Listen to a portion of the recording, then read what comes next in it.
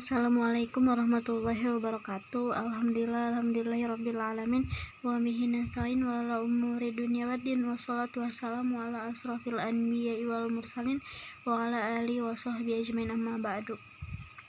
Langsung saja, pertama-tama yang saya hormati Bapak dosen pengampu kita, yakni Bapak Muhammad Chamdillah M.Hum dan teman-teman sekalian. Nah, di sini saya dari kelompok 13 yang akan membawa pembahasan tentang komputer sebagai media pembelajaran.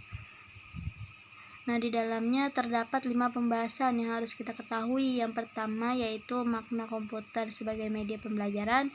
Yang kedua, cai dan hubungannya dengan komputer sebagai media pembelajaran. Yang ketiga, pemanfaatan komputer sebagai media pembelajaran. Yang keempat, bentuk-bentuk penerapan aplikasi cai dalam pembelajaran. Dan yang kelima, kelebihan dan kekurangan dari pemanfaatan komputer sebagai media pembelajaran. Nah, pembahasan yang pertama yaitu makna komputer sebagai media pembelajaran. Dan kita ketahui bahwa media itu adalah alat menyampaikan pesan seorang guru kepada seorang murid agar seorang murid lebih memahami pembelajaran. Jika tanpa adanya media, mungkin pembelajaran kurang efektif karena media ini adalah alat bantu dalam menyampaikan pesan. Nah, banyak berbagai media-media yang sudah kita ketahui. Nah, salah satunya yaitu media komputer. Media komputer ini masuk ke dalam media teknologi yang harus murid-murid pelajari, dan mereka harus mengerti bahwa media komputer ini pun sangat penting dalam pembelajaran. Nah, pembahasan yang kedua yaitu cai dan hubungannya dengan komputer sebagai media pembelajaran. Nah, kita bisa ketahui bahwa CAI itu singkatan dari Computer Aided Instruction. Nah, di sini CAI itu berprinsip bahwa komputer itu adalah sebagai alat bantu dalam menyampaikan pembelajaran kepada murid secara interaktif. Nah, perubahan metode pembelajaran itu di dalam CAI ini itu terdapat misalnya ada video, audio, slide, dan film. Nah, jadi CAI itu adalah menggunakan komputer sebagai alat bantu dalam dunia pendidikan dan pembelajaran. Dan CAI juga pasti membantu siswa memudahkan dalam memahami materi karena ia bisa mengulang-ulang kembali pembelajarannya yang telah ia pelajari sehingga mereka dapat menguasai pembelajaran itu. Nah, selanjutnya penggunaan komputer dalam kegiatan pembelajaran.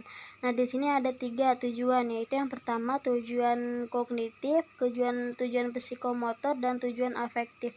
Di mana di tujuan kognitif ini di komputer itu ada penggabungan antara visual dan audio yang dianimasikan, yang dimana dengan adanya visual dan audio ini akan memudahkan siswa dalam memahami, dalam penglihatan maupun dalam pendengaran, sehingga memudahkan mereka untuk memahami materi.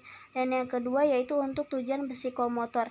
Nah, di dalam media komputer ini terdapat banyak games atau simulasi yang dapat membantu kemajuan psikomotor seorang peserta didik. Nah, untuk tujuan afektifnya yaitu di sini misalnya ada seorang guru yang membuat potongan klip atau suara atau video yang di dalam komputer yang isinya itu dapat mengunggah perasaan pada diri siswa, sehingga akan menimbulkan sikap afektif di dalam dirinya dalam media pembelajaran komputer ini.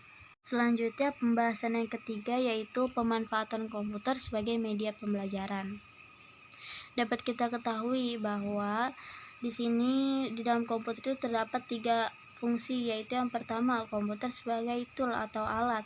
Nah, dalam aplikasinya sebagai tool, komputer biasa digunakan untuk kalkulasi biasa atau menyajikan informasi yang dapat diulang-ulang sesuai keperluan dan kecepatan respons siswa, atau menggambar dan membuat grafik dan lain-lain. Nah, selanjutnya itu komputer sebagai tutor. Sebagai tutor, komputer digunakan untuk menjelaskan konsep dan ide. Misalnya kayak komputer menampilkan suatu informasi yang dimana kita dapat mengetahui informasi dalam komputer ini. Nah, yang kedua, siswa dapat menjawab pertanyaan atau masalah yang sesuai dengan informasi yang diberikan dan lain-lain. Dan yang ketiga, komputer sebagai tute. Komputer sebagai tute digunakan oleh pengguna untuk yang pertama untuk mengajar komputer, dan yang kedua yaitu untuk mempelajari hal-hal yang terkait dengan komputer yang harus kita ketahui dan lain-lain sebagainya. Pembahasan yang keempat yaitu bentuk-bentuk penerapan aplikasi CAI dalam pembelajaran. Nah, di sini terdapat 5 bentuk-bentuk penerapan aplikasi CAI. Nah, yang pertama yaitu drill dan praktik. Itu seperti metode pengulangan. Yang kedua tutorial atau konsep-konsep dan lain-lain. Yang ketiga games atau edutainment.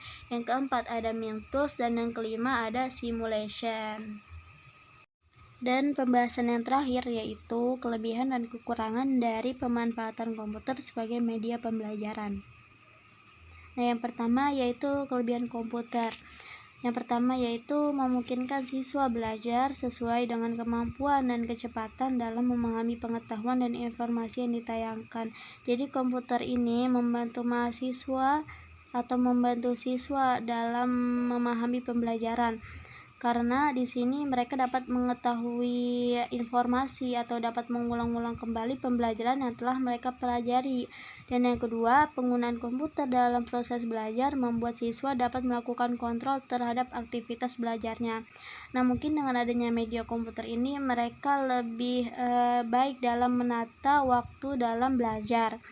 Nah, yang ketiga yaitu penggunaan komputer dalam lembaga pendidikan jarak jauh memberikan keleluasaan terhadap siswa untuk menentukan kecepatan belajar dan memilih urutan kegiatan belajar sesuai dengan kebutuhan. Seperti saat ini kita belajar dengan kondisi daring.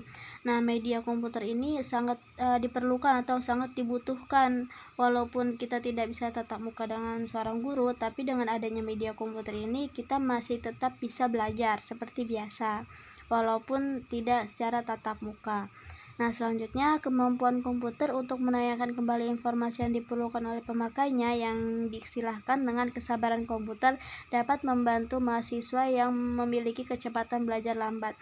Nah, dengan adanya media komputer itu membantu mahasiswa yang pengingatannya kurang. Nah, dengan adanya komputer ini mereka bisa mengulang-ulang kembali sehingga mereka bisa menguasai materi. Selanjutnya yaitu kekurangan komputer. Mungkin di sini kekurangan komputer yaitu sebelum terjadinya perkembangan teknologi ya. Yang pertama yaitu kelemahan pertama tingginya biaya pengadaan dan pengembangan program komputer terutama yang dirancang khusus untuk masuk pembelajaran. Yang kedua, perawatan komputer yang meliputi perangkat lunak atau software dan perangkat keras atau hardware memerlukan biaya yang relatif tinggi. Dan yang ketiga, penggunaan sebuah program komputer biasanya memerlukan perangkat keras dengan spesifikasi yang sesuai. Nah, yang keempat, perangkat lunak sebuah komputer seringkali tidak dapat digunakan pada komputer yang spesifikasinya tidak sama. Dan yang terakhir, memproduksi komputer merupakan kegiatan intensif yang memerlukan banyak waktu dan juga keahlian khusus. Nah, mungkin ini sebelum adanya kemajuan teknologi, tetapi setelah adanya kemajuan teknologi kita dapat mudah mengaksesnya pembelajaran media komputer ini mungkin dengan seperti media laptop. Nah, media laptop ini lebih mudah daripada media komputer. Jadi pada saat ini mungkin kelemahan dari media-media komputer atau media-media teknologi itu ya harus dalam pengawasan guru dalam pembelajarannya. Apabila tidak ada pengawasan guru, ditakutkan siswa dapat menggunakan teknologi ini dengan sembarang atau dengan melihat yang tidak seharusnya mereka lihat. Baik, cukup sekian materi pemaparan yang telah saya berikan. Mohon maaf bila terdapat kekurangan atau kesalahan. Wallahu muwaffiq ila aqwamit thoriq. Wassalamualaikum warahmatullahi taala wabarakatuh.